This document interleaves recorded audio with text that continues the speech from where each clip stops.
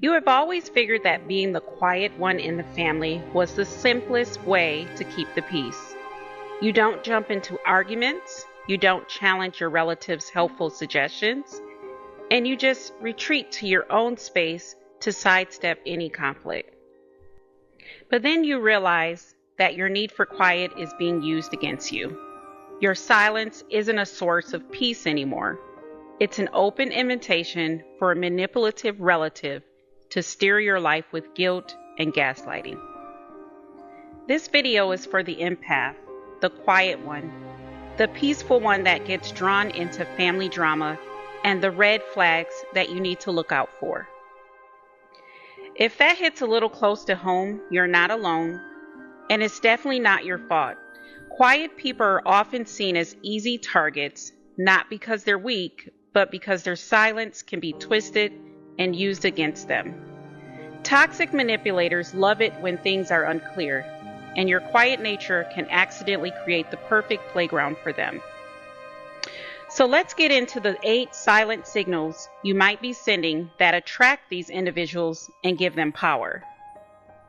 You over-apologize for needing personal space.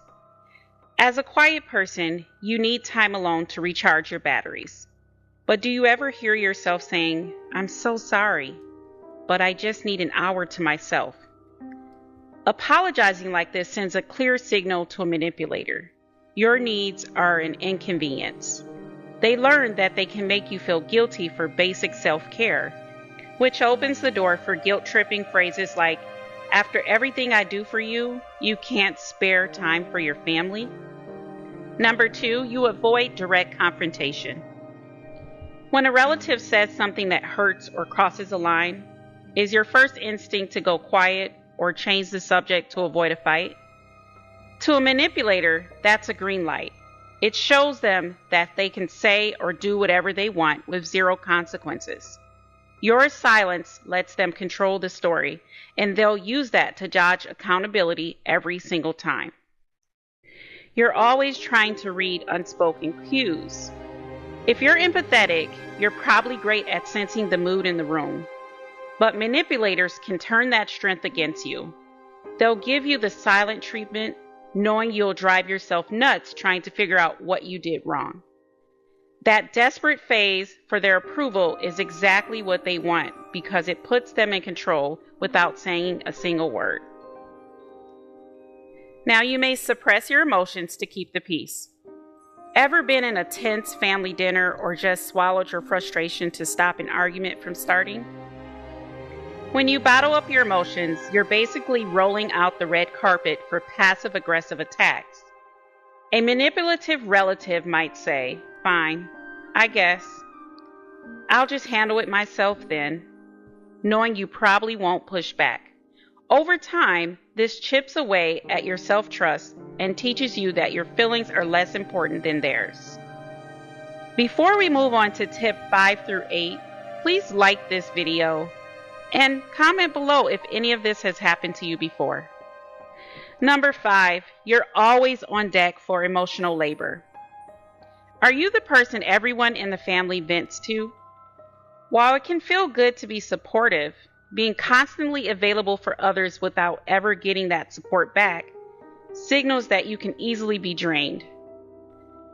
Manipulators see this as a perfect chance for a triangulation where they pull you into drama to isolate you from other people.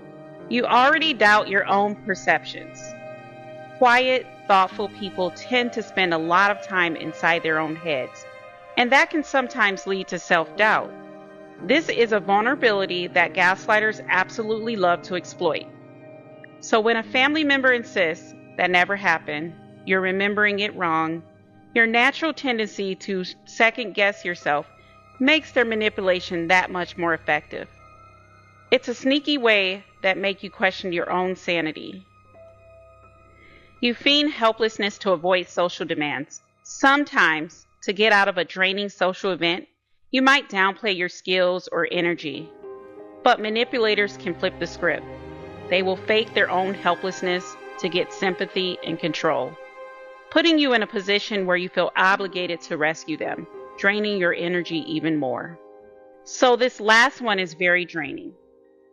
You tolerate hot and cold behavior. One day, a family member is your best friend, and the next, they're distant and critical. Because you'd rather avoid conflict, you might just adapt to their inconsistencies, thinking that's how they are. But tolerating this wildly unpredictable behavior is what reinforces their control. This pattern is a classic manipulation tactic known as intermittent reinforcement. And it keeps you constantly working for their approval, creating a toxic and exhausting bond. So just recognizing these red flags or signals is the first step. The next is taking back your power. This doesn't mean you have to become loud or aggressive. It's about building better boundaries. You can start with small boundaries that make sense. Instead of apologizing for needing your alone time, state it as a fact. I need an hour to rest. We can talk after that. You aren't asking for permission, you're stating a need. Next, become an expert in pattern recognition. Keep a private journal if you like, or just remember, when you feel confused or guilty after talking with a certain relative, write down what happened. Next, become an expert in pattern recognition. Keep mental notes, or you can write it down. Document your interactions. When you feel confused or guilty after talking with a certain family member or friend, write down what happened. Over time, the patterns of gaslighting or guilt tripping will become clear on paper. This will help you validate what you're feeling and prove you're not just imagining it. Your experiences are real and valid, and sharing them can make a huge difference to others who feel isolated. If you have seen or experienced any of these red flags or signals, please share your story in the comments below. And if you found this video helpful, please like and subscribe for more content on protecting your peace and reclaiming your power. Your quiet nature isn't weakness, it's a part of who you are. The issue isn't your silence, but the way some people choose to exploit it.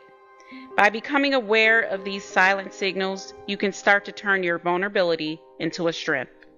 You'll learn how to spot manipulation before it digs in deep, and you'll build the tools to protect your energy and your mental health. Your peace is worth defending, and it all starts with recognizing that you were never the problem.